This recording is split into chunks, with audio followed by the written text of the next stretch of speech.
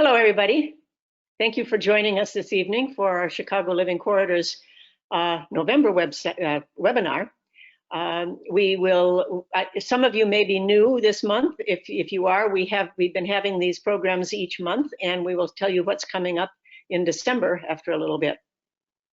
My name is Peggy Simonson. I am on the board of Chicago Living Corridors, and I'm also on the board of Citizens for Conservation in Barrington. I'd like to give you a little bit of background about the Chicago Living Corridors, but first, here's a little bit about this program and how it operates. Iris, whoops. Yes, yep, sorry, we're competing there, Peggy. So yes, just a couple of quick housekeeping things about GoToWebinar. Everyone is on mute, just given the size of our audience. But if you're having any sort of issues with audio, just know that you have the option to either use your computer speakers, or you can call in and use your phone audio. So again, if you're having any sort of issues, maybe consider switching to a different audio function. Because everyone's muted, we encourage you to submit any concerns or questions or comments regarding the topic tonight into your questions box, which is a chat box, and we'll be monitoring those throughout the webinar, and we have some time at the end that we'll pose those questions and comments to DERS. So feel free to submit any comments throughout the webinar presentation, and again, we'll get to those at the end. Another option, again, if you're having any sort of issues, you should have a little hand function that you can raise your hand, and that will give us an indication that either you have a question or maybe you're having some sort of issue, and we can reach out to you to troubleshoot that. So again, if you have any issues, feel free to reach us in the chat box.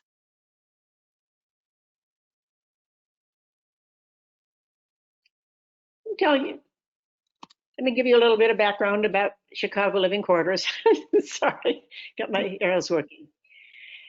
We are an organization that in the Chicago area, about 5 years old now, I think, with the mission of focusing on privately owned property in the Chicago area. But our statistic here is we know that 90 to 95% of land in Illinois is privately owned.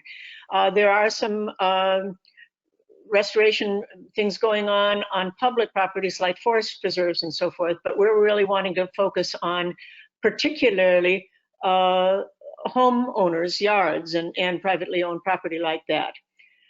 We are also in the business of mapping this property that's quality habitat in the greater Chicago area, and I'll tell you a little bit more about that in a minute. But our main purpose is to inspire and inform residents on the value of planting native plants and the habitat that they help provide. And we also, we are an umbrella organization, so we want individuals to join the local conservation organizations that make up the Chicago Living Corridors.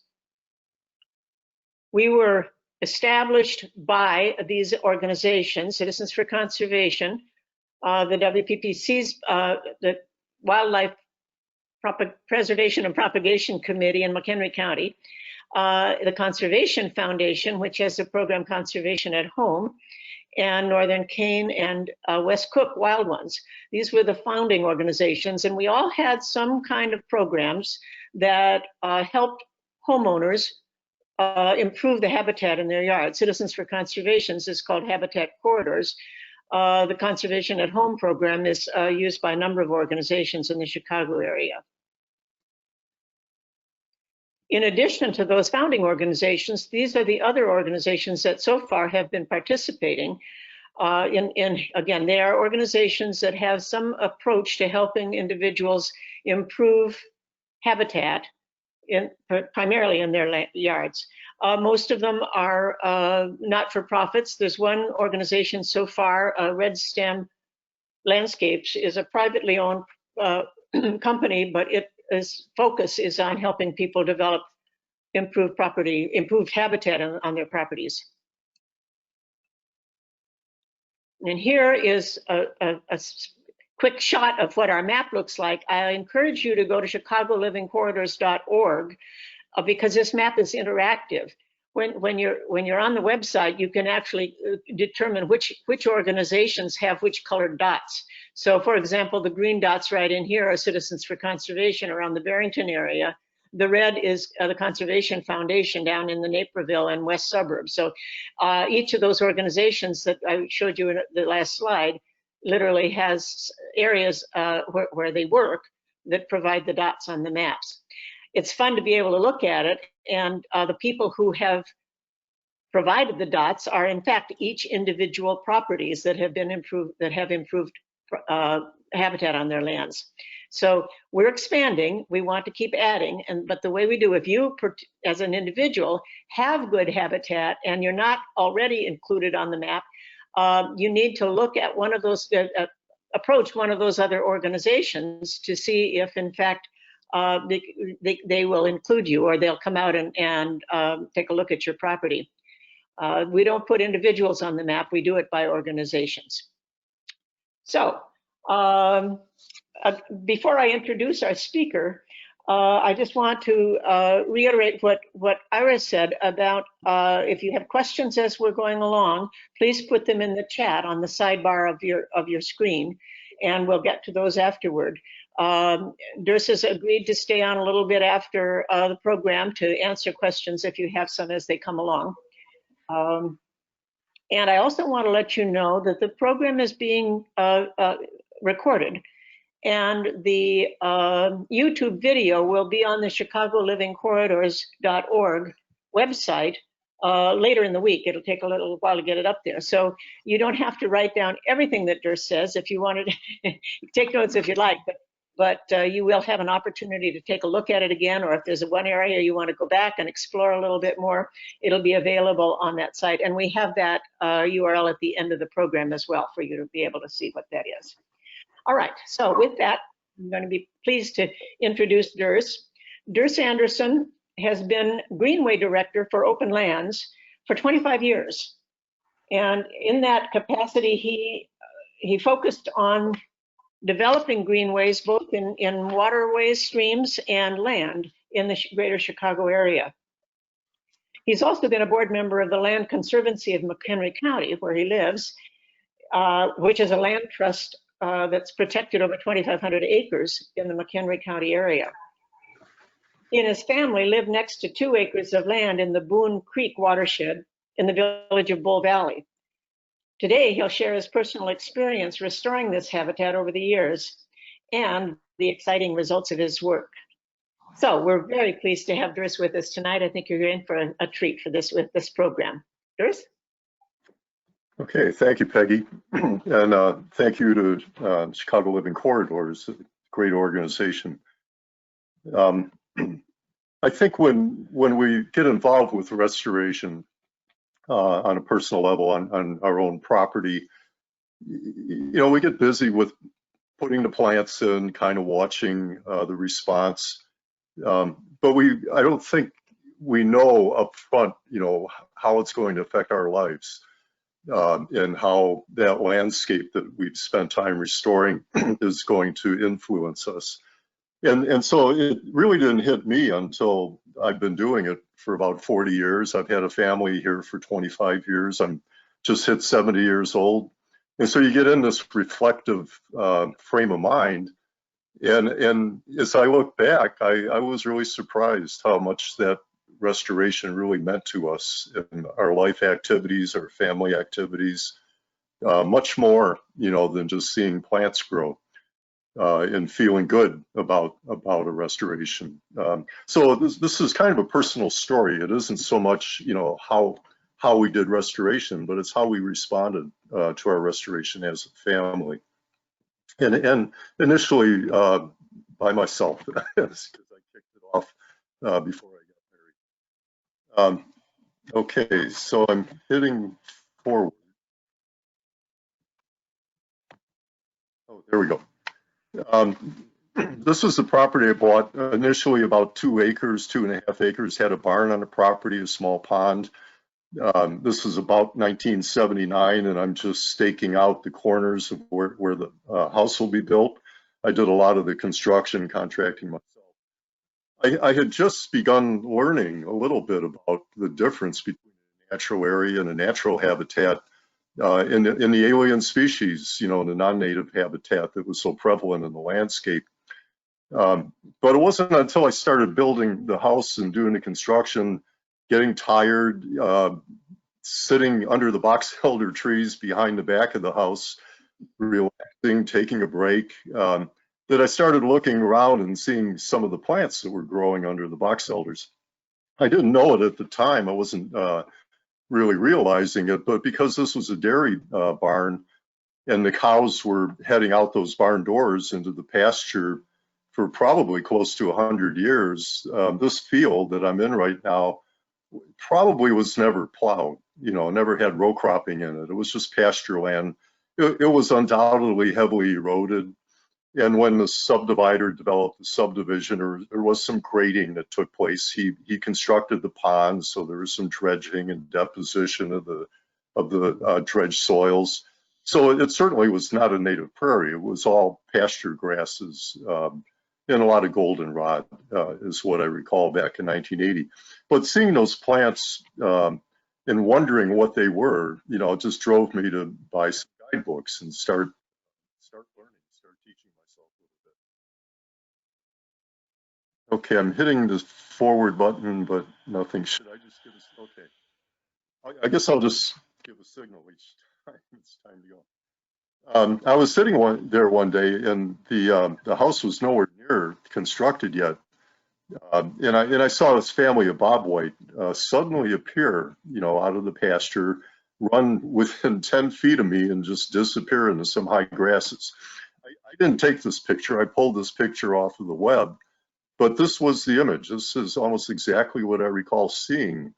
And it really inspired me, because I thought if critters like this are living on this property, you know, I want them to stay here. I want to keep them here. I want to do more, you know, to create habitat. So I started learning as much as I could about recreating habitat. Okay, we can move forward. I bought a couple guidebooks, Peterson Field Guide. I'm still using it after 40 years. And Dick Young's Wild Plants, Natural Areas, King County really became important. Okay. And the property that I started restoring was approximately 2 acres. The house that I was building, the barn in a small front lawn, took up about a ½ acre. So what's outlined here in yellow is my focus for restoration. Blue line was a drainage, a tributary of Boone Creek that went through a series of impoundments that the developer had built. I'm standing on top of the barn and basically just looking across the property. The house I was building is on the left, out of view. The house off in the distance is my neighbor's house. So my property basically, you know, went up pretty close to the property line of the neighbor's house. And as you can see, it's just all old pasture grasses. The farmer previously had planted that big weeping willow to try to dry out a wet spot. And the property did have little niches of different hydrology, drier soils.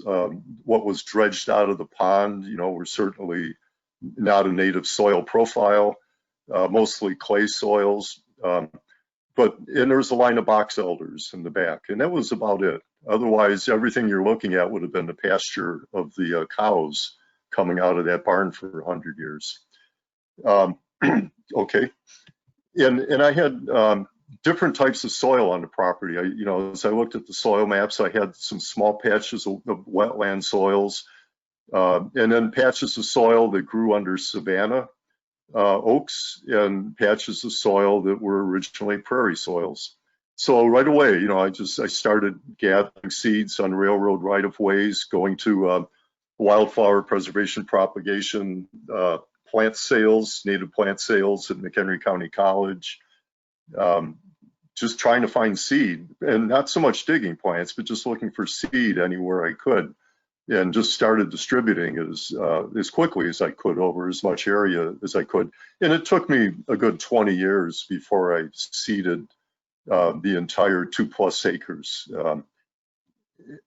Okay, next one. So these are cardinal flowers, blue lobelia in the wetland soils, yellow pimpernel in the savanna soils. Okay, and blue flag iris.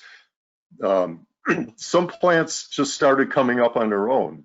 I learned that doing controlled burns was important, so I started burning. It was a small piece of property, pretty well bordered by mowed lawns and my neighbor and a road and the box elders. So the prairie fire it wasn't going to go anywhere. It was a pretty simple property to burn. And as I kept burning, I started seeing more and more native species popping up, primarily in the wetlands, but not always. You know, also under the box elders that I think were almost savanna remnants. Okay. So plants like marsh milkweed that I had not seeded, but were starting to pop up everywhere. Okay. And as I let things grow, I started seeing different animals coming in that I hadn't noticed before. Family of wood ducks came in within the first year or two. 40 years later, 3 weeks ago, we had about 25 wood ducks out on the pond. So they've been there the whole time. Okay.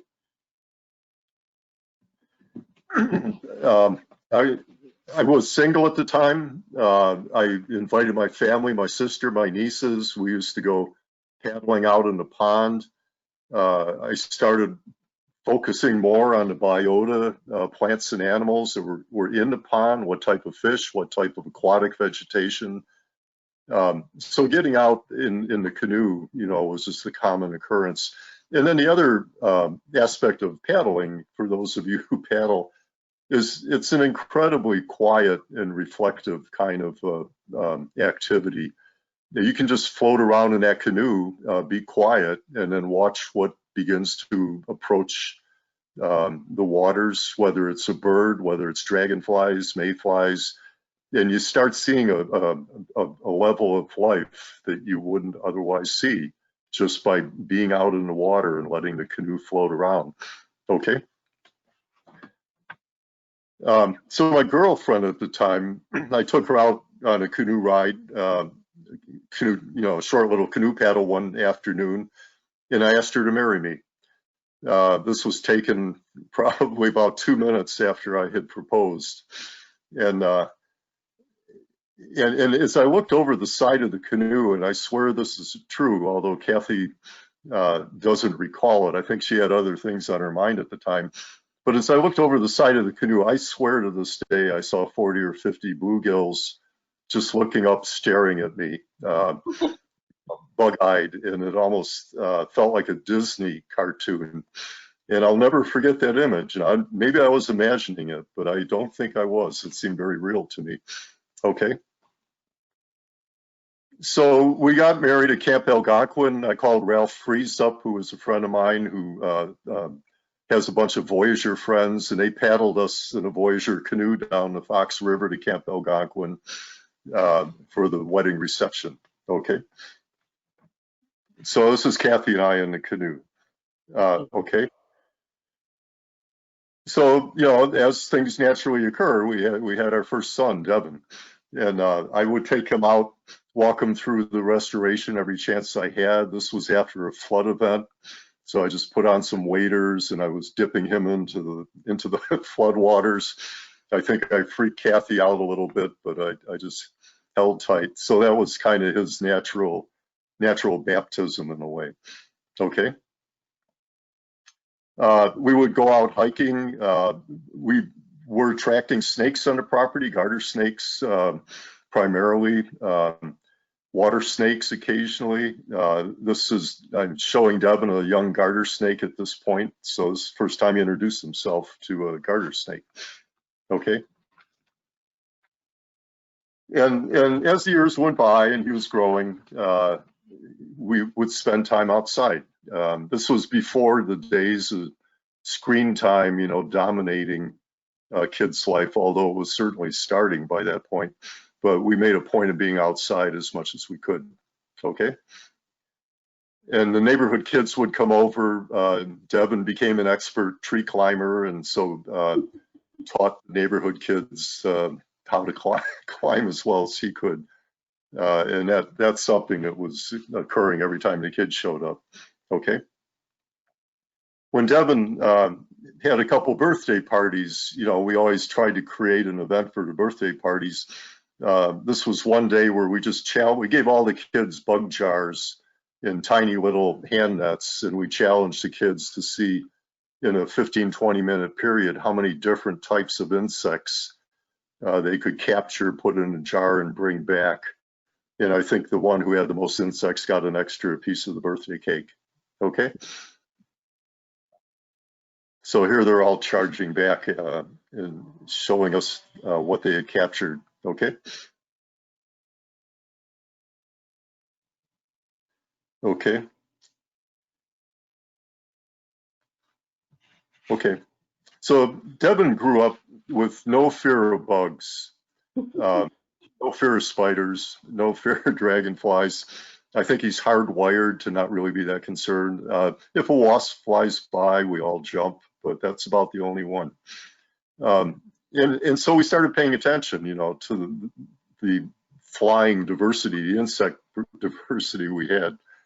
Tried to identify them in guidebooks. Okay. We would do moths. You know, this is a Luna moth, which we would see every couple of years, not all that often, but that was always memorable. We went on the front porch by our front porch light and would capture moths in a jar. And one summer alone, we were able to capture close to 100 different species of moths. I don't think we identified more than 20 or 25 of them. It just blew us away how diverse the moth species were, much less the butterflies, dragonflies. Okay. And as the prairie restoration was beginning to take hold, you know, I would start paying more attention too to what was out there in the daytime. This is a 8-spotted forester moth, which we often see by Joe Pyeweed.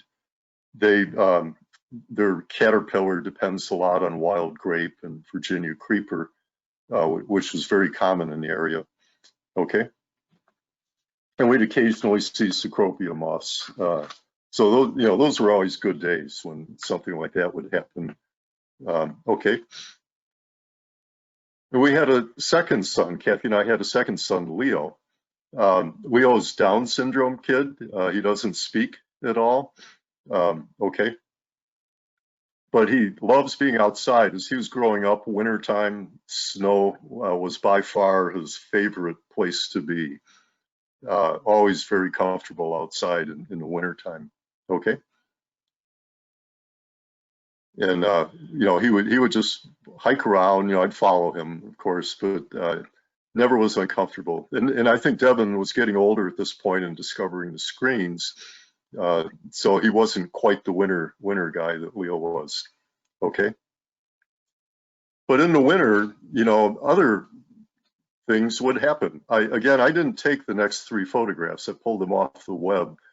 But this is almost exactly my memory, you know, of seeing a weasel in its white winter coat. Okay. The weasels, you know, are great hunters, great carnivores. It began to hit me that we've actually got predators living on the property. You know, we often see a coyote go through, but we realized that there were mink living on the property. We had bats beginning to appear in our barn. We had beaver occasionally that would show up in the pond. Here he's got a shrew. The weasel's caught a shrew. And the shrews and field mice were very common on the property. You could imagine with doing a prairie restoration and all the seed that's available. But the shrews are probably better hunters ounce for ounce than the weasels are. They're voracious eaters. They eat their body weight in animals, mostly insects, worms, grubs, you know, in the lawn, insects. So they're, you know, we like the shrews because they're kind of a quality control on the insect and grub population. Okay. And interesting critters. When we are setting out our mouse traps and I end up catching a shrew, I'm always kind of bummed out because I'd rather the shrews had their space. Okay. The wood ducks started multiplying. Okay. And this was primarily because the native shrubs that I had planted. I bought a number of native shrubs from Possibility Place. So there's about 20 native shrubs growing. I planted about 30 oak trees. Some of those oak trees are 40 years old now. But every 3 or 4 years, I'll put another 4 or 5 in the ground. This is a green heron that has a nest somewhere near the property. I've never been able to figure out where. Okay. And a great blue heron that as I came down to the pond very quietly one sunny morning, I saw this guy just sitting on the log with his wings outstretched, kind of upside down, gathering the morning sunlight, just absorbing the heat of the morning sun. I'd never seen a great blue heron do that before. And Kathy and I, as we were dating, we occasionally, or more often than we expected, saw great blue herons fly over us. So that became our personal bird. So we're always glad to see great blue heron on the pond. Okay. But other things started popping up too that I certainly didn't plant. And as I read about mushrooms, I began to understand that unless you have a healthy soil and a biologically rich soil, and you're not dumping a lot of chemicals on your soil, beginning to see a variety of mushroom species is as important as seeing the native plants. This, I think, is a sulfur shelf mushroom. This pops up on some of I've cut down all the box elders. It took me about 10 years to do that. They were all 35, 40 feet tall. But we see these popping up on the box elder stumps every once in a while. Okay. And I had an elderly neighbor, Fred Boger, who used to cook up puffballs all the time. Put a lot of olive oil, garlic, a lot of things, because they're basically just there to carry the flavors you put into them. But as long as I knew Fred, we always had puffball stews or whatever when I went over to his house. And so we got a bunch of puffballs too that come up. There's probably 15 or so different mushroom species that are growing on the property. And these are species that are mysteries to me. I'm still learning about them. I understand most of the organisms in the soil. What you see on top, is the reproductive part. But I began to focus on the property, and this is what we talk about in the family, is how mysterious it is and how things are happening that we don't expect, and certain animals showing up that are a surprise. And that's probably the most fun of doing a restoration is something different is happening several times every year, something unexpected. So I began thinking about what are the mysteries of this property. That got me into a whole different realm that our family began to discover and wonder about and talk about. Okay. So out on the pond in the wintertime in the snow, we'd often see animal footprints. But then one winter we saw this, and I've looked at this many times. I'm still trying to figure it out.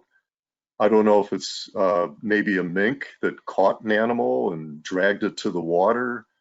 I don't know if it was a beaver, small baby beaver dragging its tail. I just have no idea what was occurring here, but I love it. When we see these things happen, it makes you wonder forever. This happened at nighttime, undoubtedly. And so there are things going on out there that we never see because we're normally out there in the daytime, or we're taking a look at the stars for a moment or two.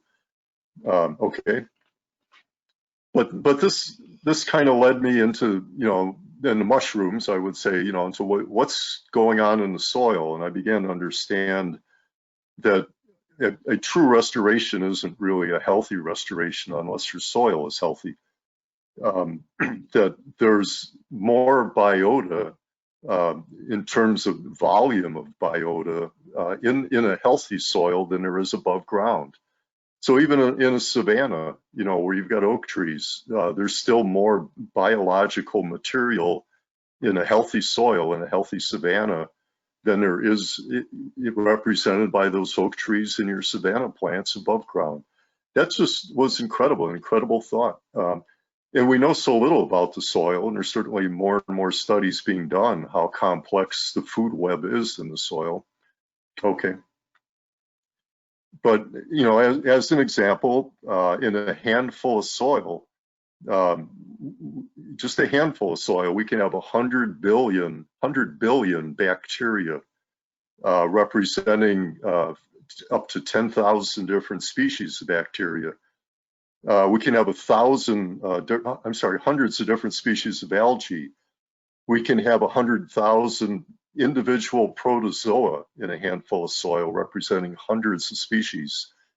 In a handful of soil, we could have up to 10,000, in the range of 10,000 nematodes, representing about 50 different species. And then, you know, the various insects and worms and arachnids, we could have 5,000 different individual biota represented by hundreds of species in a handful of soil. And we haven't even begun to name, you know, all of this biota. We think we're pretty good at, you know, being able to identify and name 50 or 100 plants or 20 mushrooms or 50 birds. But we, you know, we haven't even come close to understanding what's going on in our soil.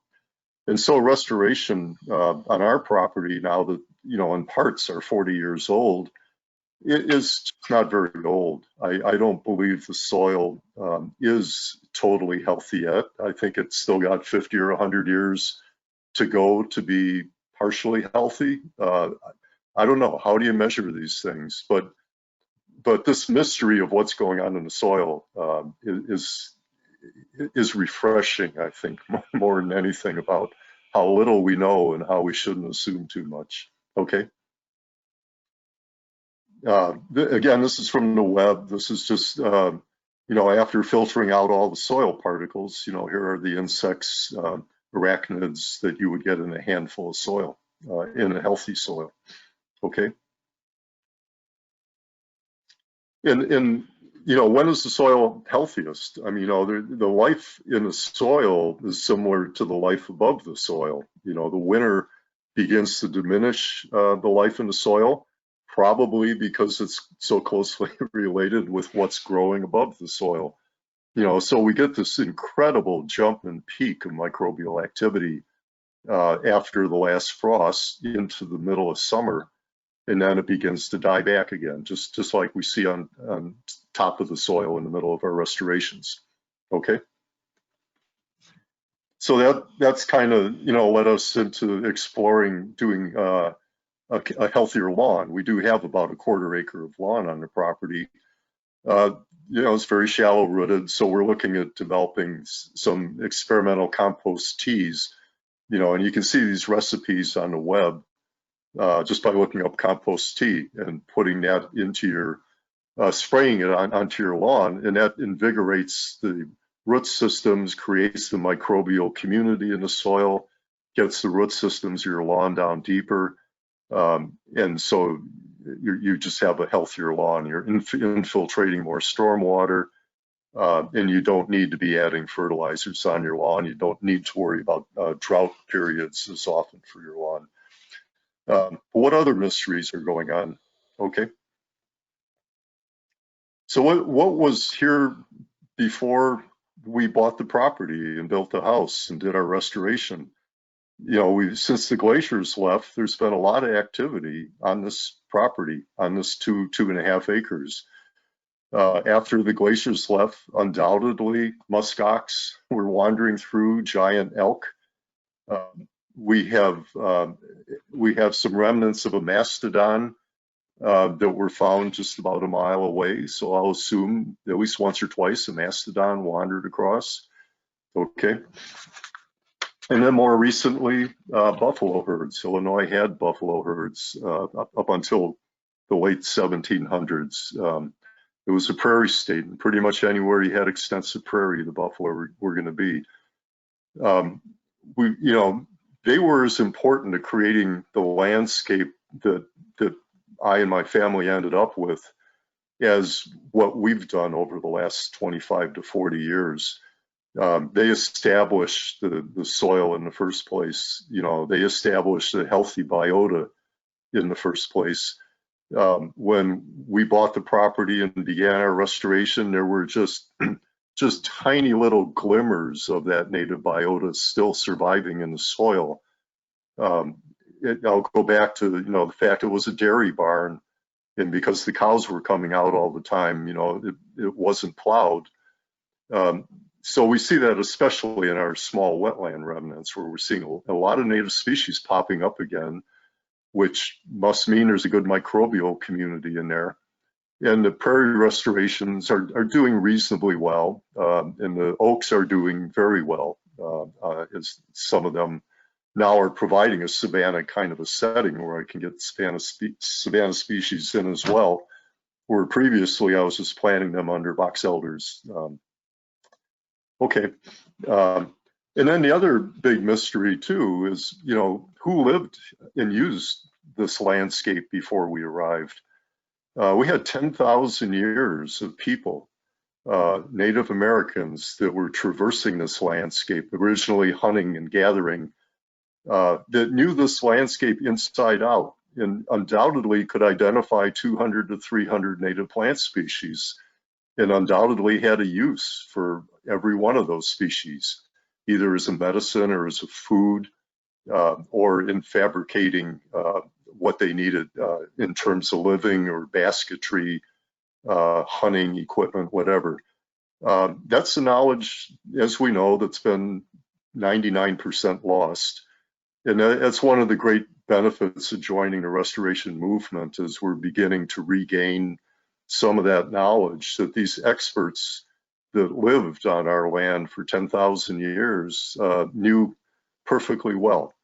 And we allowed all that knowledge to disappear. And how about the farmer, you know, that came in, bought this property in the early 1840s? It's gone primarily through 3 different farm ownerships, but they knew this landscape well. They, you know, weren't heavily into the use of chemicals until after World War II, like most farmers were involved. They probably were still seeing a lot of native species growing in the fence lines.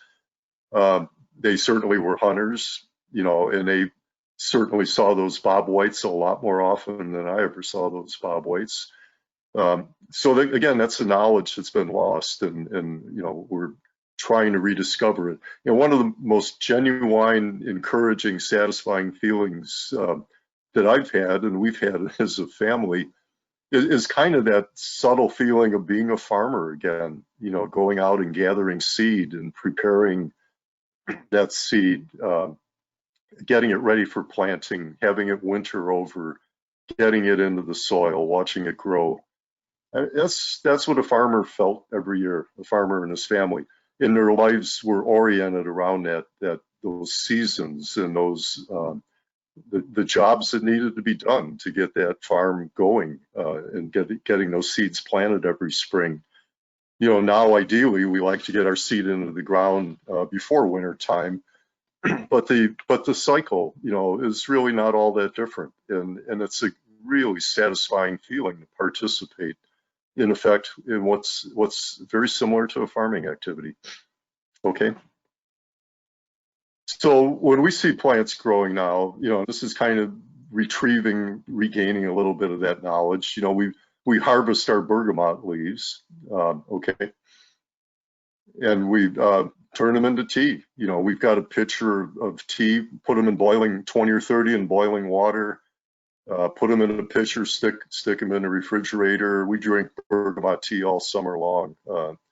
It's the most delicious tea I can remember. Okay. And just a few days ago, we harvested our high bush cranberry. We haven't yet tried to make jelly. We've got them all in the refrigerator right now. I think we'll probably start that tomorrow. Okay.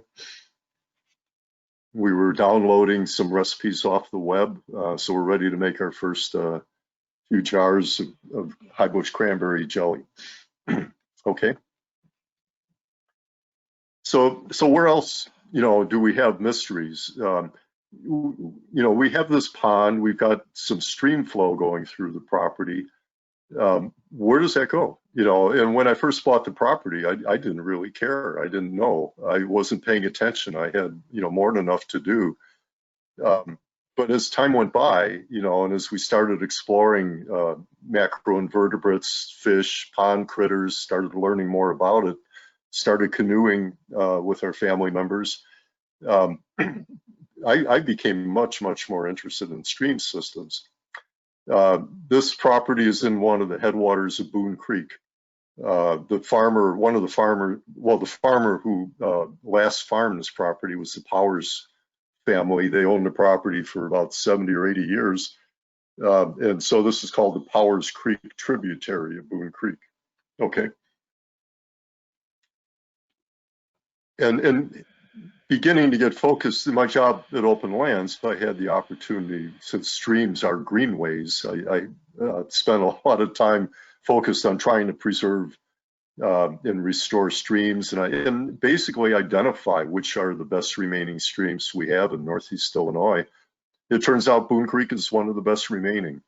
And it's been, again, very gratifying, you know, to meet aquatic biologists. This is Jim Bland on the left, Phil Willink from the Shed Aquarium in the middle, Roger Klosek, mussel expert of Illinois, also used to be with Shed Aquarium for 30 years on the right. Getting to know people like this who just really understand stream biota was hugely gratifying and satisfying. And being able to introduce my son and I would join these guys when we would go out fish shocking, looking for mussels, looking for macroinvertebrates. Okay. So Boone Creek, you know, has a lot of darter species. This is a fantail darter, which are sensitive to clean, clear, cold waters. Okay. And it has a very rare species called the mottled sculpin. It's one of the richest creek systems in Northeast Illinois for the mottled sculpin, which is a headwater, cold water species. And we don't have many cold water streams anymore, unfortunately, but Boone Creek is one of them. Okay. One of the other kind of unseen mysteries, I guess, is, you know, we often use our property for tours. Here's the Wildflower Preservation Propagation Committee. And so, you know, we use it for education. And I don't know how well it is as an educational property. I'm hoping it inspires people. This group's inspired already. You know, they don't need a whole lot of inspiring. They're a great group of people that understand habitat restoration. But we've taken a lot of people on the property and given them tours and tried to explain what's going on and why we're doing it. But I don't know, you know, how education really affects people. It's a mystery. So I hope it's been productive, but I'll put that in the mystery column too. Okay. The other way we've used our property, though, is for rituals. Here we're at a service for one of our best friends who passed away of cancer. That's Jim May and Nancy holding Rose's ashes, basically. And we're going to cast the ashes into the prairie. I've cast my mother's ashes into the prairie. I was shocked when we read her will. She wanted to be buried, her ashes cast out into our prairie. I had no idea that was on her mind, but she had spent a lot of time on the property. So we all, in this situation, passed on some reminiscences of knowing Rosie through the years. And Nancy cast out the ashes, okay? And then that part of the prairie we set on fire. That was our ritual. You know, then we all went into the silo in the barn and we just sang songs for about an hour, which was something Rosie really enjoyed doing.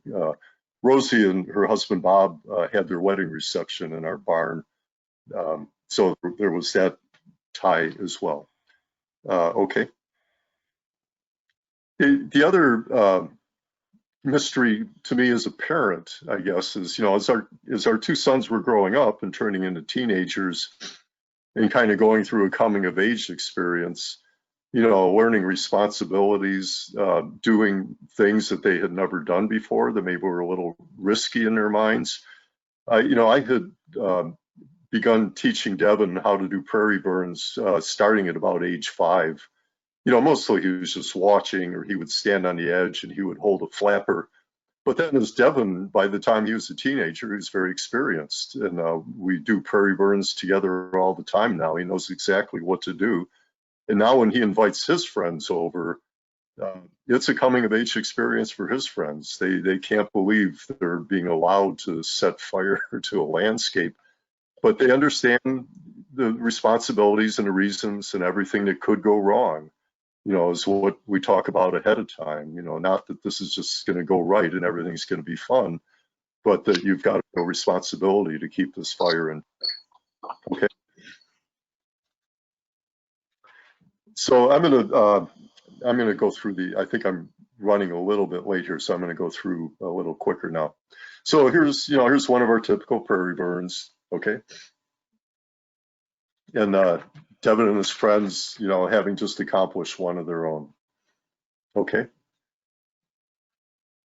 So even today, you know, this photo's from 5-6 years ago, but I still catch Devin climbing a tree, hanging out outside. He's very, very, very screen oriented now, no doubt about it, but he's very comfortable outside. I'm a steward on one of the Conservation District properties, and he goes out to help me steward as well.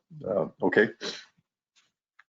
Leo loves to hang out by the pond, throw rocks in the pond, just hang out in the tall grasses. Okay. And we, you know, to keep Leo active and moving around, you know, we actually use the prairie for scavenger hunts. So we'll take a bunch of Leo's favorite dolls and critters, and we'll put them all along the pathways in our prairie, and then go out there with Leo, and he's got to find, you know, his 5 or 6. Okay. Here he's got what, Pumbaa from The Lion King, which he discovered previously about 50 yards back, and there's Mike Wazowski from Monsters, Inc., the Disney stories, you know, sitting on a stump waiting to be discovered. Okay. We had a wind-blown bald cypress that got knocked down last year. Okay. So we cut it up into 2 small canoe-sized sections, and here's Devin burning out the inside, creating a dugout canoe out of one of the sections. Okay.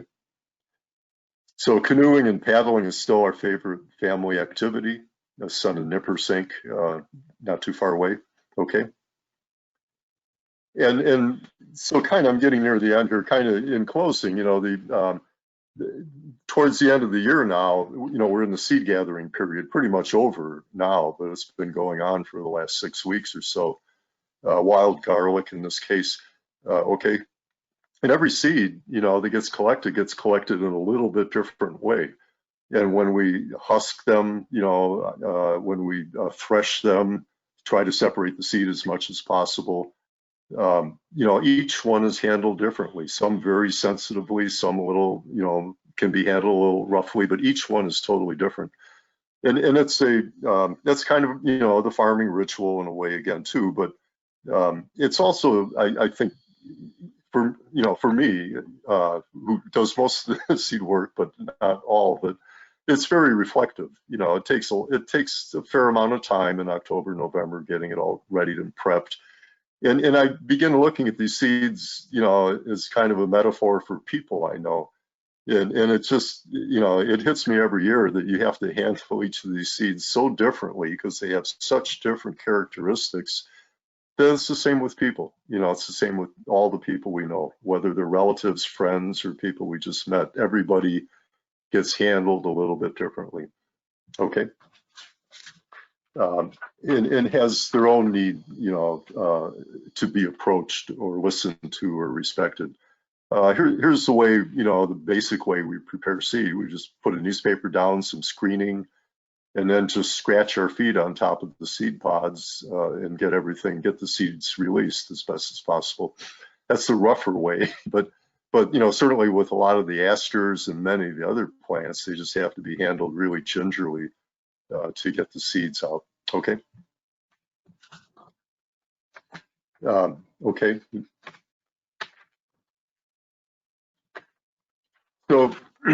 So from this one piece of property, the experiences we've had here, we put a conservation easement on the property with the Land Conservancy in McHenry County. Okay. And that, that's one small parcel. When you look at a whole watershed, you think, Chicago living corridors, how in the world are you ever going to put corridors together when we're dealing with suburbia? But this was an easement that was put on there about 15, 20 years ago. Okay. And then a few years later, the village of Bull Valley in several different subdivisions required conservation easements on some of the headwater wetlands and portions of the stream corridor. So it became a little bit bigger of a corridor. Okay. And then my neighbor put a conservation easement on almost a little over 200 acres of his property. So what started as just that one small conservation easement, over time, this is what Chicago Living Corridors is all about. These things don't happen quickly. They happen over 20, 30, 40 years, but they do happen. And somebody, each of us, I think, that does a restoration is going to be able to have this type of an effect over time, but you got to have the long perspective. Okay. So what began, is just the front lawn, and what do I do with the rest of the property? Okay. I had some Bob White inspire me to think differently and do something for us, do something for our habitat. And I learned about plants and birds, and I grew a family that cared as much as I do. Okay. And thank God we didn't do this. Would have been the biggest mistake in my life, in our lives. And what could we have done as a family on that? We could have done some things, but not nearly what we've been able to do on our restoration. Okay. So the Anderson family, Devin, Leo, Kathy, and myself, thanks for listening. We appreciate it.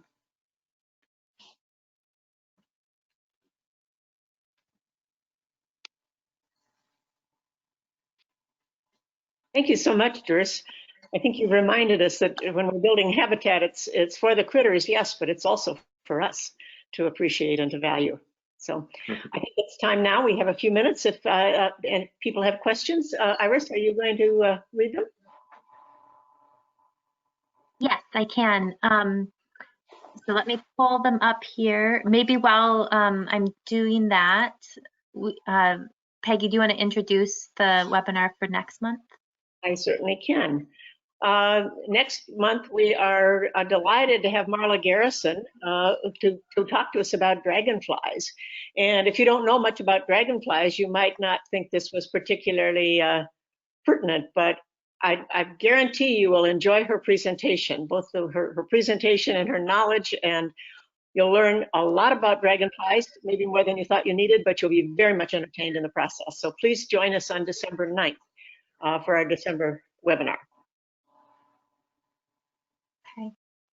Thanks, Peggy. And I also just dropped the registration link for that webinar into the chat box. So you can follow it there and register for next month. So good opportunity. Again, if you have any questions for DERS, go ahead and chat them in the chat box. We have a couple here to get started. One is an observation that soil diagrams never seem to show seeds. Why is that? The seed bank is really important. Any thoughts on that, DERS? Yeah, no, that's a great question. I think it should be showing the root systems of all these plants within the soil, and yeah, but I think you're making a very good point. The plant itself is rarely represented in those soil diagrams. It's a good observation. Okay, next question. We live in Bull Valley and are converting our 3 acres to prairie. 1 acre is done and is in its 3rd year. We want to plant the 2nd acre next, and this 2nd acre is largely moist Eurasian grasses. If we cannot burn this acre to prepare for it, for our prairie moon seed, can we have someone lightly scrape plowed channels in the topsoil to hold the seed as our naturalist suggests? Or do you know someone who could do that if needed? Yeah, I'm trying to think. Yeah, well, possibly Jack Haskell at Red Buffalo Nursery, who does some field work, and he's very local. He's up near Spring Grove. I think he has a website. It's called Red Buffalo Nursery. Certainly send me an email if you can't find that, and I'll put you in contact with him. If it's reed canary grass, when you said a wetland dominated grass species, if it's reed canary grass, that's going to be tough to fight. I think most of the restorationists would recommend that you herbicide, get it herbicided, because if you toss seed in the middle of a solid reed canary grass field, it's going to have a tough time. I know that the technique of tossing seed out even into a lawn and then just letting the winter freeze and thaw kind of drive that seed into the soil, and then just mowing it for the whole next year and mow it high, so you have 3 or 4 inches of growth. And then the second year, mow it when you have suddenly the spring weeds popping up real quick the following spring, do another mowing or 2. And then the second year, after June 1st, then just let your prairie grow. That way, your prairie seeds have a chance to set down root systems and become a lot more competitive. But if you just seed into the middle of Eurasian grasses and then just let everything grow the next year, they'll be really, they'll have a difficult time. They'll be outcompeted to a large degree. And your seeds over time may begin to take over, but you may have to be seeding it almost every year.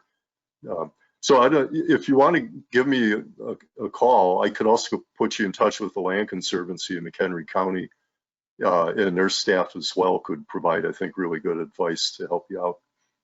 I might just add, from our experience at Citizens for Conservation, yes, we have to herbicide the reed canary, but it's important to get new plants in immediately. And what we find is sedges work better than seeding, because first of all, they don't get washed away in a wetland, and there is a group of them we call warrior sedges that are as tough as the invasives. So once you get the invasives out, you have to have something that keeps those invasive seeds from coming back every year. And some certain wetland sedges are really good at doing that. So but as you said, it's a long range process. You don't just do it quickly and it's all fixed. Next question, kind of on that same theme. Someone was wondering specifically what invasive species you've had to tackle on your property and how you've managed them. Yeah, you never totally manage invasive species. I think when our restoration maybe hits 100 years old, it might be competitive enough to really begin winning over, and we're not going to see many weeds. There's no way I'm going to say we have no weeds, that they're there. And I've learned over time that, you just accept them. I'll pick my most noxious weeds and I'll clip seed heads as often as I can, so that they don't go heavily to seed again. But I can't do that with all the weeds that are still out there. I've got about, I'd say 130 or so native forbs, grasses and sedges that are growing now, and about 20 or so native shrubs and trees that are growing. And I just kind of celebrate seeing each of them growing. Every year now, over the last 3-4 years, I've seen plants pop up that I did not plant, and that are high quality plants. If you know Swinken Wilhelm, that rates the rarity, basically the conservatism of plants. If you get up near an 8, 9, 10, That's a really rare plant. I see 8-9s popping up several times, two or three every year now popping up. And I know I didn't see them. And so what I believe is happening is that the soil biota, what's occurring in the soil, all the chemistry in the soil and the organisms in the soil have reached a point where these plants were in the seed bank, through 100 years of the farmer letting his cows out, and they've survived in the seed bank, and now they finally feel like we're welcome again. But it took them 35 years or 40 years before they decided to pop up. That's the fun, doing a restoration. It takes a while. In the meantime, you're seeding with more common species. But these rare species, they need a special matrix of plants if they're going to be viable and if they're going to survive and come up year after year. So the weeds are there, and they're slowly diminishing. I hardly ever see Queen Anne's lace anymore. Some of the most common plants, common weeds I had, I almost never see them anymore. And now I'm seeing other weeds beginning to creep in where they can, and that's just reality. I'll just keep trying to outcompete them is the best thing I can do. Good. Here's a question that I was also curious about. Has your restoration work inspired any of your neighbors to restore their properties? Yeah, I wish that was true, but no. I have a neighbor across the street who has a really nice wetland, headwater wetland. We burned that a few times, to improve its quality. But in terms of neighbors seeding any of their properties, no, it's a mowed lawn neighborhood. It's a fair turnover of people, that they move in, move out in 5 or 6 years. I think that might be part of the reason, they don't establish. I've thought, what I really should be doing is having some neighborhood invitations for prairie walks, in hope that it inspires some people, even to do small patches of prairie, wetland gardens, stormwater, gardens. There is a neighbor pretty far down the street who's an expert restorationist, but he's in the same situation. His neighbors are really doing, and he's in the middle of a savanna with a wetland, but his neighbors aren't duplicating either. So it's just the reality of our neighborhood. But I need to do more outreach, I'll admit it. Great, thank you. So a couple of other comments again coming in and saying thank you so very much for sharing your story and sharing your family's story. That's been really wonderful to hear the personal side of restoration. So we're going to wrap up here, and just want to remind folks that we will have a recording of this presentation that we'll be posting to the Chicago Living Corridors website. So again, thank you all for joining, and thank you, Durs, for your presentation. And Peggy, do you have any last reminders or comments? I also want to thank you all for joining us, but also we have a brief survey, a feedback survey, as you sign out. If you'd be willing to take a minute or two to answer that, willing to respond, we'd appreciate that. Unlike in-person programs, you get verbal feedback, but in this case, we need to ask for your written feedback if you're willing to do that. And don't forget to sign up for the December 9th webinar. You'll get, if you're on our mailing list, you'll get a notice about that in the mail, or you can just go onto the Chicago Living Corridors website and sign up. Thank you.